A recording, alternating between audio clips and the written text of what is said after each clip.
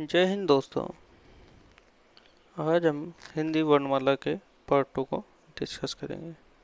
ठीक है, हम पीछे क्या पढ़ चुके अपने स्वरों को। अब आया निर्नासिक। ठीक है,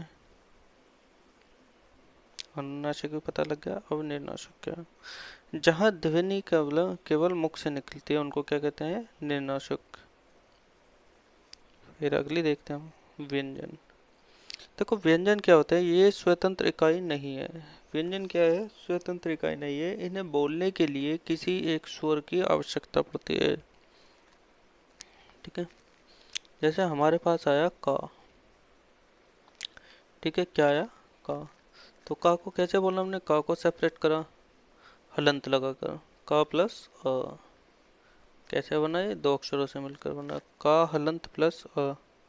ठीक है, का के ऊपर हलंत प्लस अ। ऐसे जा देखा, जा के ऊपर हलंत प्लस अ।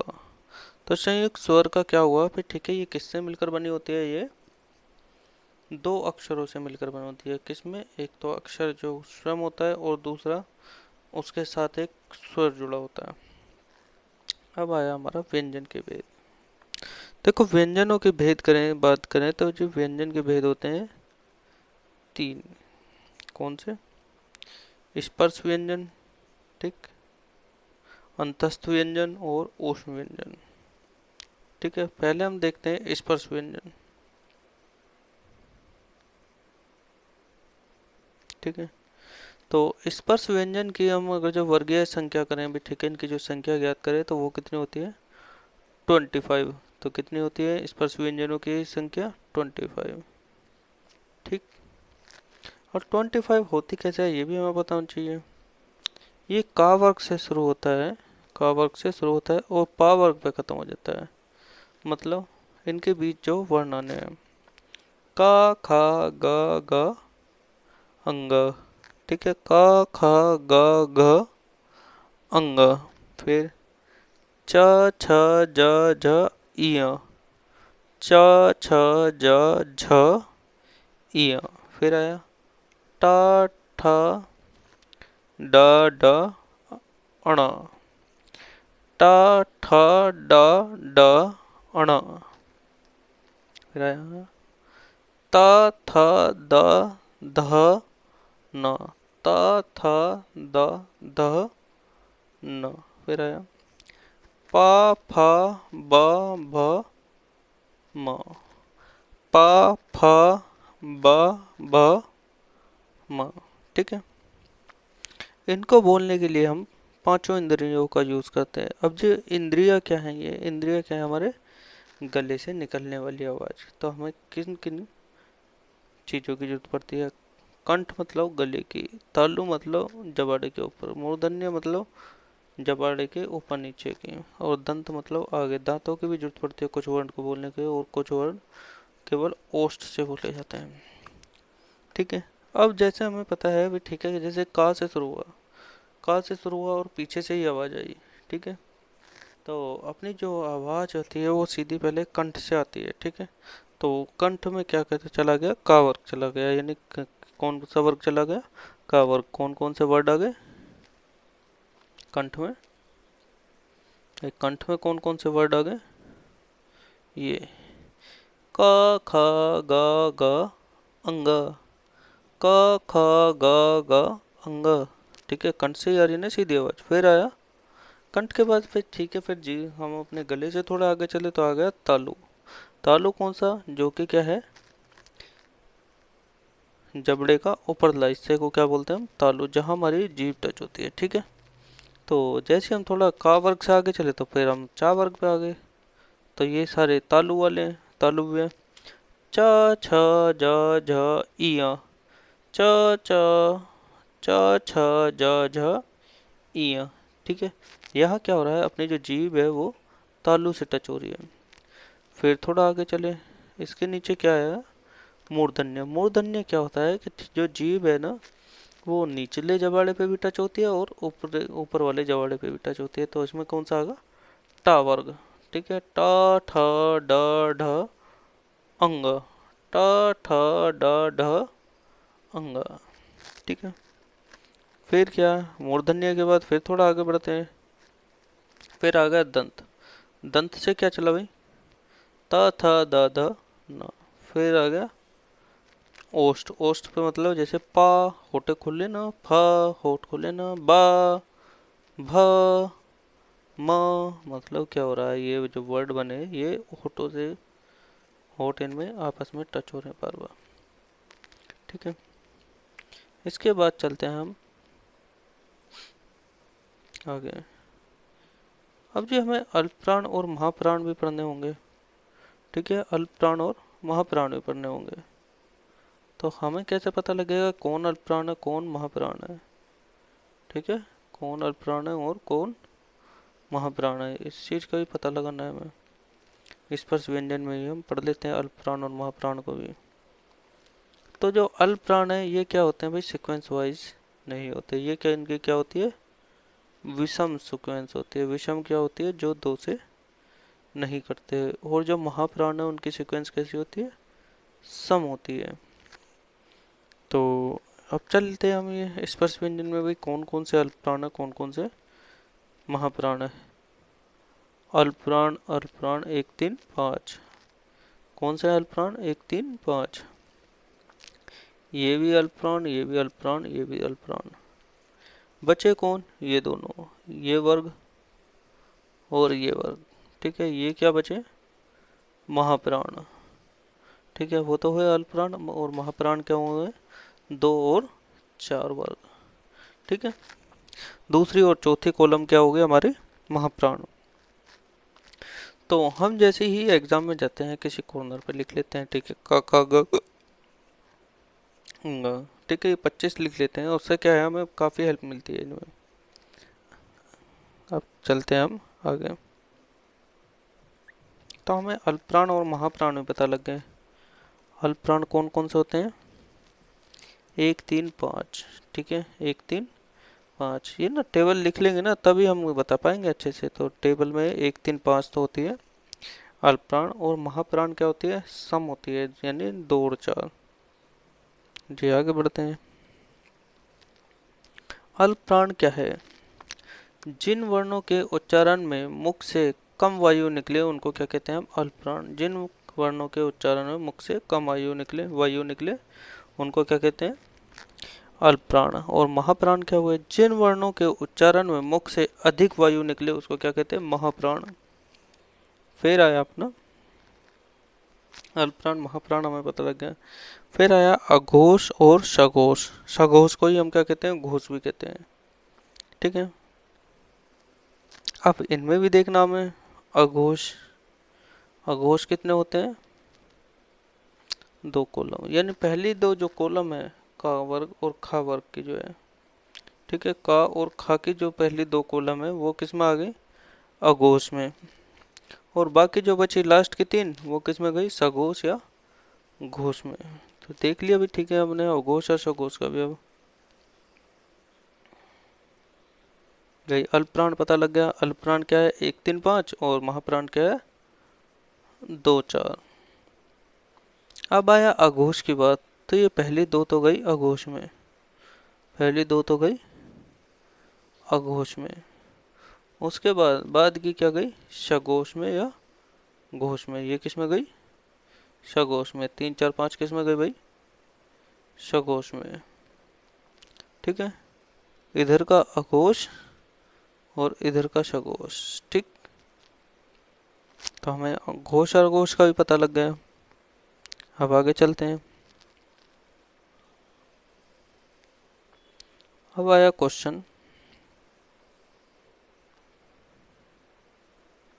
अघोष और अल्पप्राण की कौन सी कॉलम है, कॉलम या लाइन है। अच्छा, अब हमें बताते हैं अघोष और अल्पप्राण।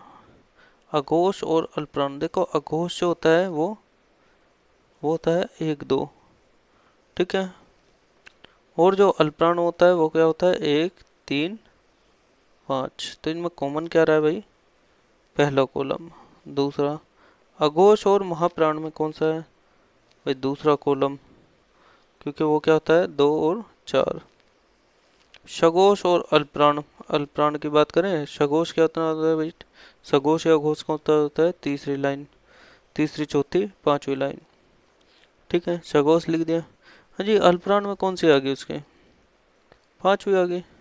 अल्पप्राण के पांचवी आ गई, क्योंकि अल्पप्राण में कौन सी होती है? एक, तीन, पाँच, यानी तीन पाँच जो है। फिर आया सघोष और महाप्राण। महाप्राण कौन सा होता है जी? महाप्राण क्या है? जो सम है।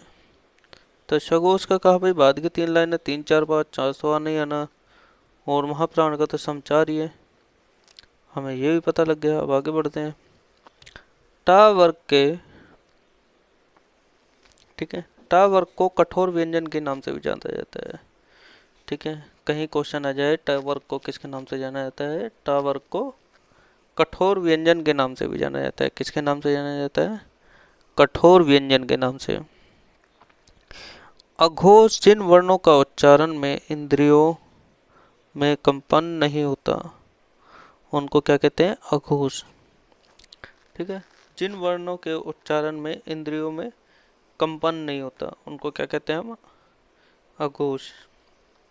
अब ये इंद्रियां कौन सी मैंने पहले बताया। फिर ठीक है, गले से, तालु से, मूर्धन्य से, दंत से और ओष्ठ से, ये क्या है? इंद्रियां होती हैं। फिर आगे बढ़ते हैं। सघोष की बात करते हैं हम। जिन वर्णों के उच्चारण में इंद्रियों में कंपन होता है। इंद्रियों में कंपन मतलब जैसे हम कोई बात बोल रहे हैं, जैसे रा, ठीक है, जैसे हम कोई गिटार का तार होता है उसको हिला देते हैं तो वो घनी देर तक साउंड देता रहता है। ठीक है, जैसे टन बोला, टन, उस तरीके से, तो उसको क्या बोलते हैं हम? कंपन। तो सघोष का भी पता लग गया। अब नंबर दो हमने कोई, ठीक है, फर्स्ट व्यंजन पढ़ लिया। कौन सा व्यंजन पढ़ लिया? स्पर्श व्यंजन। ये कितने होते थे? 25। इसमें हमने क्या पढ़ा? अल्पप्राण, महाप्राण और अघोष और सघोष। अब आगे चलते हैं अंतस्थ व्यंजन। अंतस्थ व्यंजन को हम कैसे याद रखेंगे? ये लवर, ये लवर, ठीक है, ये लवर है। मतलब क्या है? तो इसको हमने एक ट्रिक में याद कर लिया, ये लवर। तो ये से तो याद निकल आया, ये से याद निकल आया, ला से ला और वा से वा, रा से रा। ठीक है, ये लवर। अब हम जानते हैं कि भी ठीक है, इनका सबका उच्चारण कहाँ कहाँ से होता है।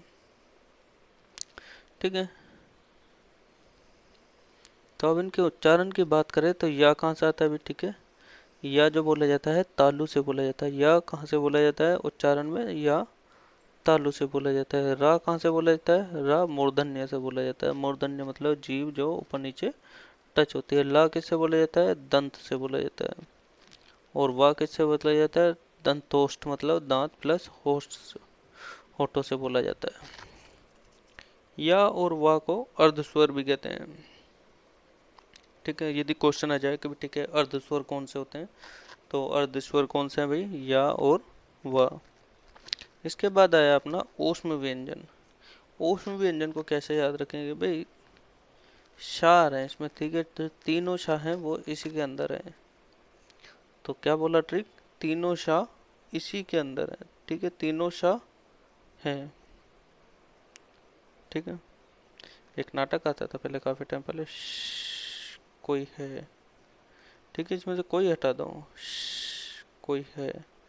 तो ये क्या हुआ? ऊष्म व्यंजन हो गया या संघर्षी व्यंजन। ये कितने होते हैं? ये भी हमारे चार होते हैं। अब देखिए, इन शाह का उच्चारण में बड़ी कठिनाई आती है, तो इसको याद करने के लिए क्या? ठीक है, शाह, ये शाह क्या है भैया? सर्प वाला। ठीक है, सिंपल सा जो होता है जैसे सा, तो ये कौन सा होता है? सर्प वाला सा होता है। ठीक है, ये कैसे बोला जाता है? दांतों से। दांतों से सर्प क्या करता है?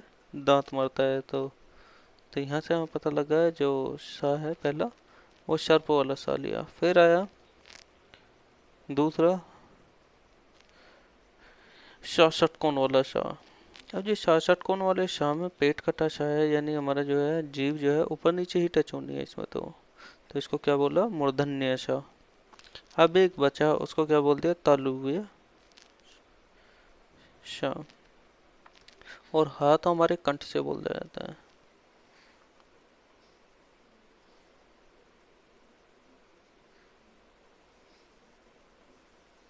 ठीक है। अब हा को हम काकल्य वर्ण भी कहते हैं। हा को हम काकल्य वर्ण क्या भी कहते हैं। अब काकल्य वर्ण होता क्या है ये भी हमें पता होना चाहिए। ठीक है। कंठ से जिस रास्ते से हवा आती है उसे क्या कहते हैं? काकल्य वर्ण। कंठ से जिस रास्ते से हवा आती है उसको क्या बोलते हैं हम? काकल्य। तो हमें काकल्य वर्ण भी पता लग गया कि भी ठीक है काकल्य वर्ण क्या है? हाँ। अब आया संयुक्त व्यंजन। ठीक है। संयुक्त व्यंजन को कैसे जानेंगे हम? जो संयुक्त व्यंजन होते हैं ये होते हैं हमारे चार। कितने होते हैं संयुक्त व्यंजन? चार प्रकार के। कौन से? छ क्षत्रिय, त त्रिशूल, ज्ञ ज्ञानी, श श्रवण। ठीक है। तो ये चार क्या होते हैं हमारे संयुक्त व्यंजन। इसमें क्या होता है बहुत सारी चीजें जुड़ी होती है। ठीक है। जैसे का है, जैसे छ है, छ छ छत्रे वाला छ, ये तीन वर्डों से मिलकर बना। जैसे इंग्लिश में गए तो के एस एच, हिंदी में गए तो का और शा से मिलकर बना। क्षत्रिय किससे मिलकर बना? का और शा से। त्रिशूल किससे मिलकर बना? ता और रा से। ज्ञानी किससे मिलकर बना? जा और या से। और श्रवण वाला श्र किससे बना हुआ? सा और रा से। अब आए हमारे पांचवा, उत्क्षिप्त या द्विगुण व्यंजन। देखो उत्क्षिप्त या द्विगुण व्यंजन कौन से हैं? डा और ढ। ठीक है। ये डा और ढ ये पहले किस में यूज हुए? स्पर्श व्यंजन में। लेकिन क्या है इनमें जैसे ही डो लगती है, एक बिंदी लगती है, तो ये क्या बन जाते हैं? द्विगुण व्यंजन बन जाते हैं, यानी उत्क्षिप्त व्यंजन बन जाते हैं। तो ठीक है हमारे पास क्वेश्चन आता है उत्क्षिप्त व्यंजन कौन से हैं? डा और डा। फिर आया लुठित प्रकंपित व्यंजन। ठीक है। लुठित प्रकंपित व्यंजन वो कौन से होते हैं? सिर्फ एक होता है। कौन सा? रा। फिर आया पार्थिव वतर्शीय व्यंजन। ठीक है। पार्थिव वतर्शीय व्यंजन कौन सा है? ला। जीव तालु को तो छुए। ठीक है। जीव तालु को तो छुए ना, बट साइड से गालों से हवा निकल जाए उसे क्या बोला हम? पार्श्विक या वतर्शीय व्यंजन। तो ये क्या है? केवल एक है। कौन सा? ला। अब आया स्पर्श संघर्षी व्यंजन। स्पर्श संघर्षी व्यंजन कौन से भाई? च छ ज झ। अब हमारे पास क्वेश्चन आता है मूल व्यंजनों की संख्या कितनी है? मूल व्यंजनों की संख्या कितनी है? मूल व्यंजनों की संख्या होती है 33। कौन सी? भाई व्यंजनों की संख्या पूछे तब भी 33 है, और मूल व्यंजनों की संख्या पूछे तब भी 33 है। देखो स्पर्श व्यंजन में गए तो 25 होते हैं, और अंतस्थ व्यंजन में गए तो 4 होते हैं, और ऊष्म व्यंजन में गए तो 4 होते हैं। इनकी जो एडिट करते हैं तो कितना आ गया? 33। जैसे ही हमसे पूछा है कुल व्यंजनों की संख्या, तो जो कुल व्यंजनों की संख्या होती है 35, क्योंकि दो इसमें जुड़ जाते हैं। कौन? उत्क्षिप्त और उत्क्षिप्त व्यंजन के लो या द्विगुण व्यंजन के लो। ठीक है। तो कुल व्यंजनों की संख्या कितनी होगी? 35। अगला क्वेश्चन फिर आया भाई अल्पप्राण और महाप्राण। ठीक है भाई, अल्पप्राण हमने पढ़ लिया था। अल्पप्राण कौन से होते हैं? जो 1 3 5 में चलते हैं, जो 1 3 5 के सीरीज में चलते हैं। ठीक है। अब अल्पप्राणों की संख्या पूछ ले, क्वेश्चन आ जाए कि भी ठीक है अल्पप्राणों की संख्या कितनी होती है? अल्पप्राणों की संख्या होती है 20। ठीक है। 15 तो लिया स्पर्श व्यंजन से। अब 5 कहाँ से लाया? 4 लेकर आया किस में से? स्पर्श व्यंजन अंतस्थ व्यंजन से। ठीक है। 4 कहाँ से लेकर आया? अंतस्थ व्यंजन से। और फिर एक बचा, उसमें से क्या लिए? द्विगुण वाला डा ले लिया। तो अपने पास कितनी वैल्यू हो गई इनकी? टोटल 20। ठीक है। अल्प प्राणों की संख्या कितनी होती है? अल्प प्राणों की संख्या होती है 20। ठीक है। 15 कहाँ से आए? अंतस से 4 कहाँ से आए, स्पर्श से, और बाकी बचा 1 कहाँ से आया, द्विगुण से। अब आया महाप्राण। महाप्राणों की संख्या कितनी होती है भाई, महाप्राणों की संख्या होती है 15, जिसमें कि क्या है 10 तो आ गए अंतस से, ठीक है, 10 तो आ गए अंतस से, 4 आ गए ऊष्म से, और बचा 1 वो आ गया द्विगुण से। तो हमें पता लग गया महाप्राणों की संख्या कितनी हो गई, 15। अब हमने पढ़ा था अघोष। अघोष का होता कौन सा होता है, पहले और दूसरे कॉलम में जो आते हैं, ठीक है। यहाँ से 10 तो आ गए इनसे, बचे 3। 3 कहाँ से आए, 3 कहाँ से आए, तीनों में जो तीनों शाह हैं, ये शाह मतलब इससे आ गए, तीनों शाह आ गए। तो अघोष की बात करें तो ये कितने होते हैं, इनकी संख्या 13। और सघोष की बात करें तो भाई ठीक है, इनकी संख्या होती है 31। अब ये कैसा है ये देखते हैं हम। देखिए ये सारे आ गए, ठीक है। 15 किससे आ गए, 15 तो आ गए अंतस्थ यानी स्पर्श व्यंजन से, ठीक है। किससे आ गए 15, स्पर्श व्यंजन से। इससे आगे चले, 11 हमने इसमें स्वर ले लिए, ठीक है, तब भी हमारा पेट नहीं भरा। फिर क्या करा, ये लवर है, 5 ये ले लिए, यानी 5 स्पर्श व्यंजन ले लिए और 1 खा ले लिया। तो टोटल कितना हो गया घोष या घोष हमारे 31। अगला अनुस्वर या अंगा। प्रत्येक वर्ग का 5वां वर्ण क्या होता है, अनुस्वर होता है, ठीक है। प्रत्येक वर्ग का 5वां वर्ण क्या होता है, अनुस्वर होता है। इसके बाद आगे चलते हैं, विसर्ग क्या होता है, ठीक है। विसर्ग क्या होता है, विसर्ग की बात करें तो भाई ठीक है, विसर्ग होता है जिसके उच्चारण में ह का उच्चारण होता है। जैसे आ के साथ दो डॉट लगी हुई है तो उनको बोलते हैं हम अह, ठीक है जी। हमें पता लग गया अनुस्वर क्या होते हैं, अंगा वाले। अब अनुस्वर से हमें पता लगा जो अपने जो 5वां वर्ड होता है, का खा गा, अंगा चा छा जा, या टा ठा डा, अणा, ता था दा, ना, पा फा बा, मा, ठीक है। अनुस्वर। विसर्ग की बात करें जिसके लास्ट में 2 डॉट लगी होती है और आहा की आवाज आती है, ठीक है। इस तरीके की 2 डॉट लगी होती है। फिर चलिए, फिर आया भाई अकारांत शब्द। अकारांत शब्द कौन से होते हैं, जिन शब्द के लास्ट में आ लगा होता है, यानी यहाँ पे अनार वाला आ लगा होता है, उनको क्या कहते हैं, अकारांत, ठीक है। जैसा आया महल,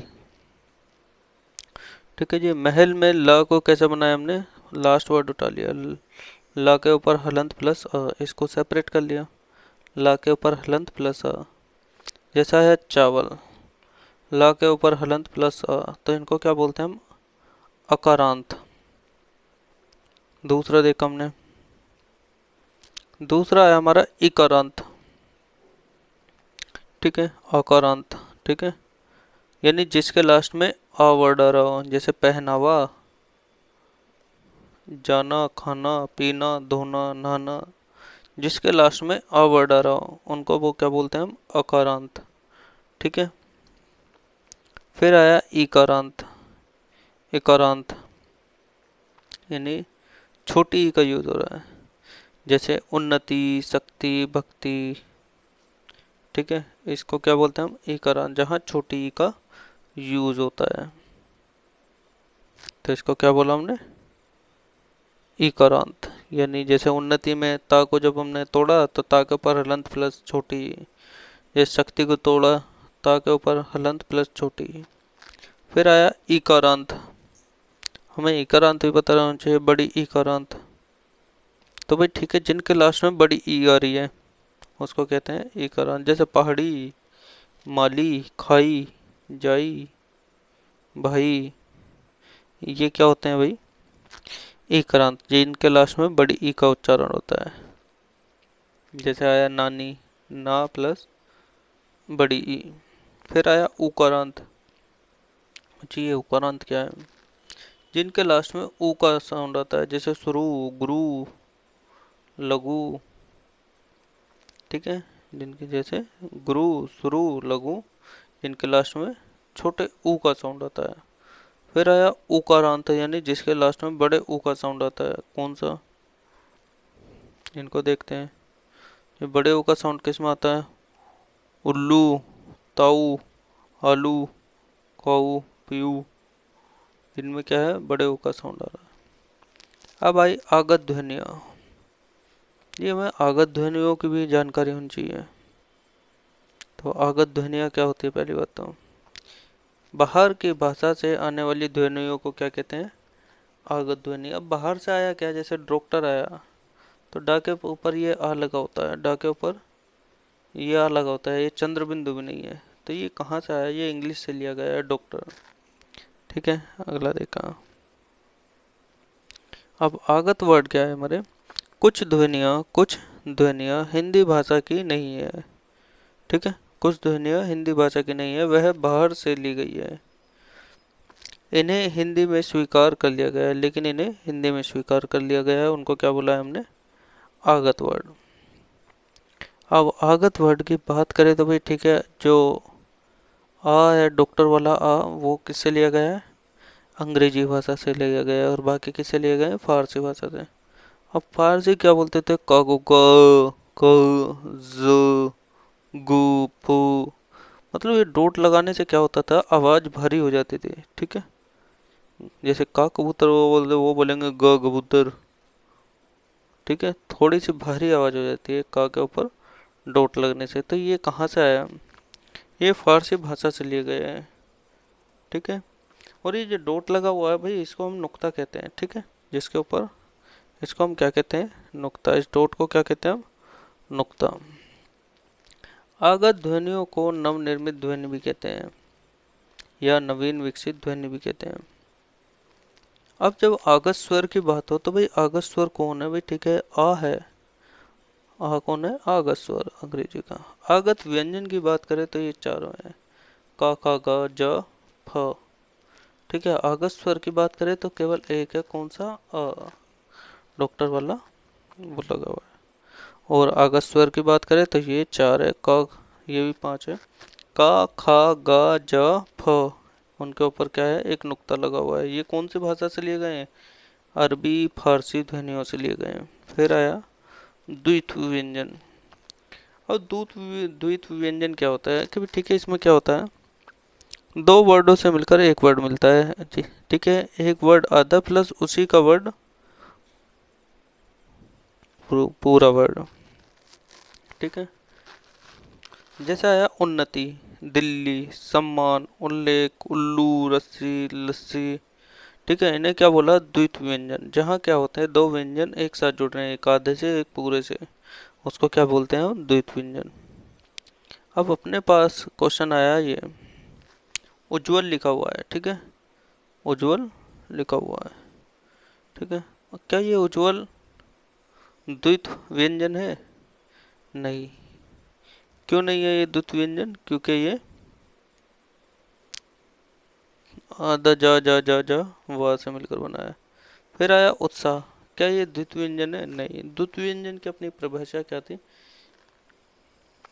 जब एक अक्षर अपने आधे अक्षर और स्वयं से मिलकर बना हो, उसको क्या बोलते हैं हम? द्वित व्यंजन। फिर आया मानक वर्ण।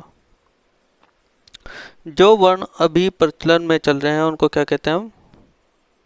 मानक वर्ण। और जो प्राचीन थे उनको कहते थे अमानक।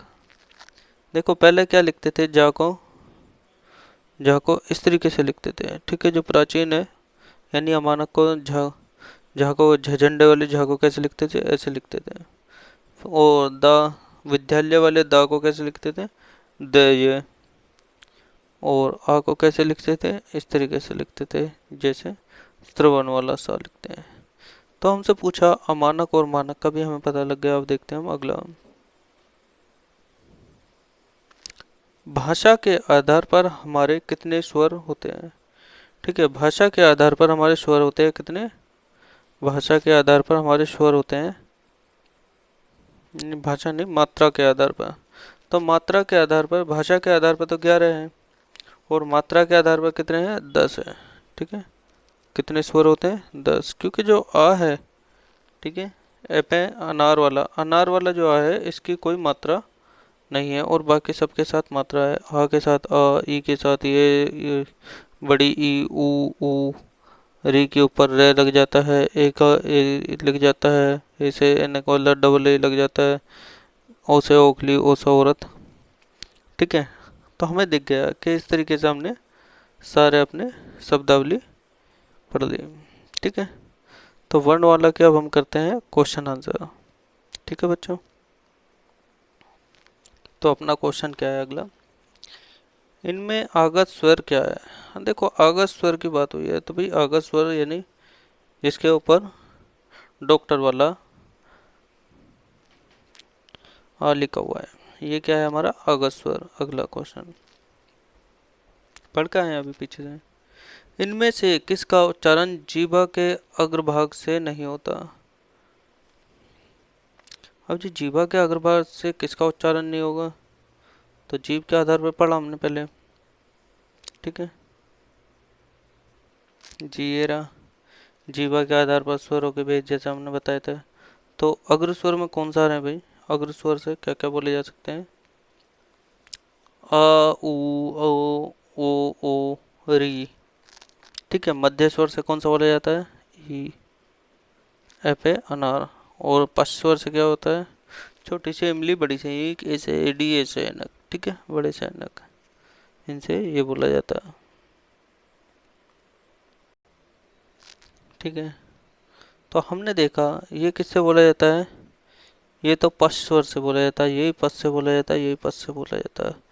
बचा क्या भैया, ये ही क्या है, अग्र स्वर से बोला जाता है। ठीक है, अग्रभाग के जीभ जीभ के अग्रभाग से बोला जाता है। अब देखा इनमें कंठ और ओष्ठ से उच्चारण नहीं होने वाले। ठीक है,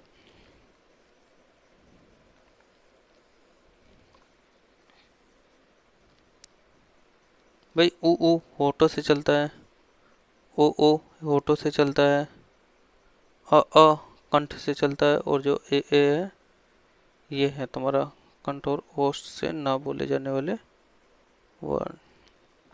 तो यहाँ देखते हैं हम कौन से स्वर है जो कंठ या ओष्ठ या तालु से बोले जाते हैं।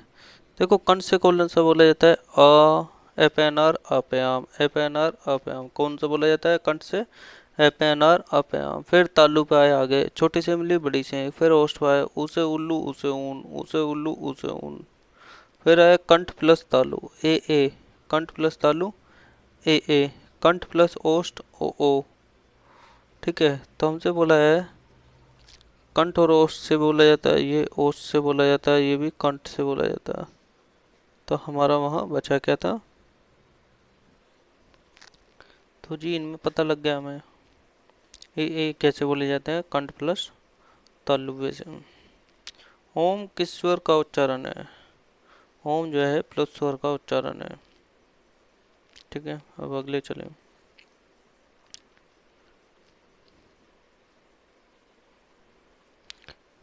इनमें से अर्धचंद्र वाला शब्द कौन सा नहीं है भाई, कौन सा नहीं है, ये है, ये कौन सा वर्ड है भाई, आगत वर्ड है। ये कहाँ से लिया गया है, अंग्रेजी भाषा से लिया गया है।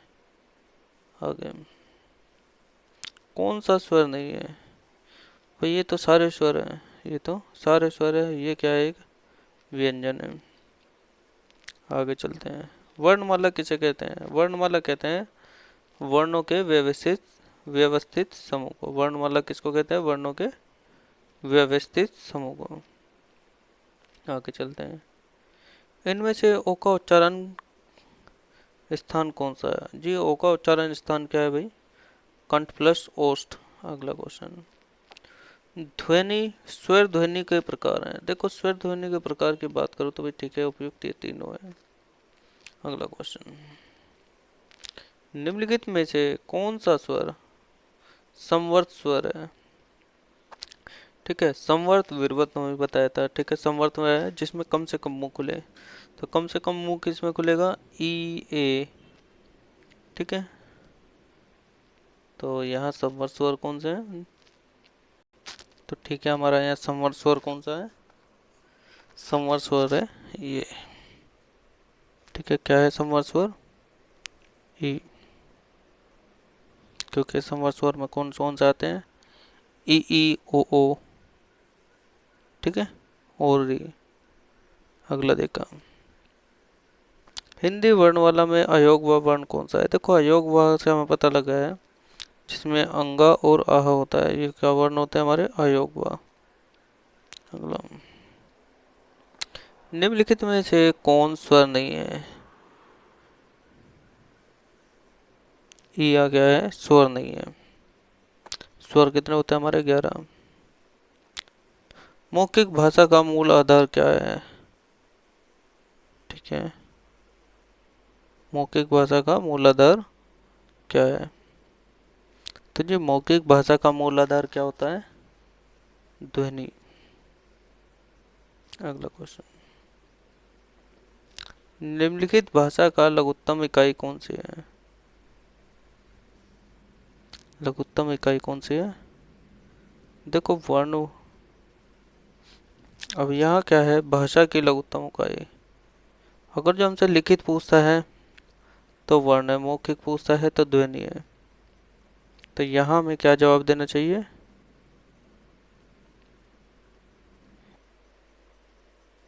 ठीक है, क्वेश्चन आया ये, जिन स्वरों में 2 मात्रा का समय लगता है उनको क्या कहते हैं? यानी ह्रस्व स्वर का दुगना लगता है उनको क्या बोलते हैं? दीर्घ या गुरु स्वर। अगला क्वेश्चन, जिन स्वरों के उच्चारण में 3 मात्रा का समय लगता है उनको क्या कहते हैं? उनको कहते हैं हम प्लुत स्वर। क्या कहते हैं? प्लुत स्वर। प्लुत स्वरों को बोलने में कितनी मात्राओं का वो लगता है? 3 मात्राओं का। अब देखते हैं अगला, निम्न में से कौन सा शब्द स्वर का वर्गीकरण नहीं करता?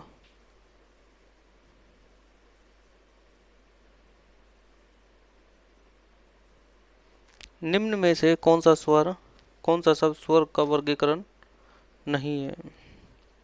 कौन है? द्वित्व स्वर। द्वित्व स्वर कौन से होते हैं? वही द्वित्व कौन से हैं? ड और ढ। नहीं, द्वित्व कौन से होते हैं?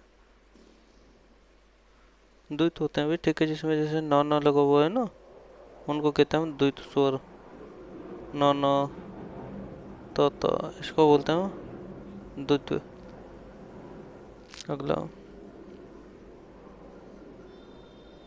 तो जी क्वेश्चन है हमारे पास ये, स्वर किसे कहते हैं? स्वतंत्र इकाई को बोलते हैं हम स्वर। तो ठीक है, जो इसका ऑप्शन बी है यही अपना आंसर होगा, जिनका उच्चारण बिना अवरोध अथवा विदन बाधा के होता है। अगला क्वेश्चन, उच्चारण के आधार पर अ कौन से वर्ग में है? ठीक है, तो जो अ है वो कहाँ से बोला जाता है भैया? कंठ से बोला जाता है। अगला क्वेश्चन, हिंदी शब्दकोश में अंगा और आह किस वर्ण के साथ आता है? आह और अंगा शब्दकोश में किस वर्ण के साथ आता है? जी अपना आहा और अंगा किसके साथ आता है? आ के साथ आता है। किसके साथ आता? आ के साथ आता। अब देखा अगला, हिंदी भाषा में वह कौन सी ध्वनि है जो स्वतंत्र रूप से बोली जाती है? इस स्वतंत्र रूप से क्या बोली जाती है? स्वर।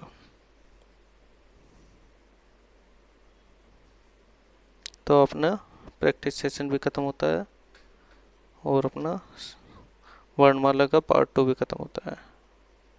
Thank you.